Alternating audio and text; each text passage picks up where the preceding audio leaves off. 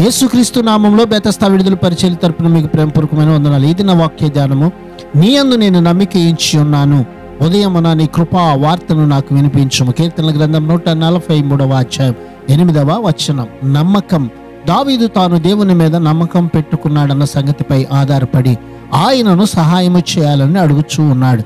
ప్రార్థనకు ఇది నిజమైన బలమైన పునాదే. మన మీద మనకు ఉండే నమ్మకం ఎంతటి శత్రువునైనా ఓడించగలదు. మన మీద మనకు ఉండే అపనమ్మకం శత్రువు బలాన్ని 100 రెట్లు పెంచుతూ ఉంది. కీర్తనల గ్రంథం 125వ అధ్యాయం 1-2 వచనాల ప్రకారం, యెహోవా యందు నమ్మిక ఉంచువారు కదలక నిత్యము నిలుచు సీయోను కొండ వలె నుందురు. యెరూషలేము చుట్టూ పర్వతములున్నట్లు యెహోవా ఇది మొదలుకొని నిత్యము తన ప్రజల చుట్టూ ఉండును. ఇది నా వాక్యాన్ని బట్టి యేసయ్య మీద, ఆయన నీ పక్షంగా చేసిన వాగ్దానాల మీద నమ్మిక ఉంచండి. నమ్ముట నీ వలనైతే నమ్మే ప్రతి వానికి సమస్తమును సాధ్యమే.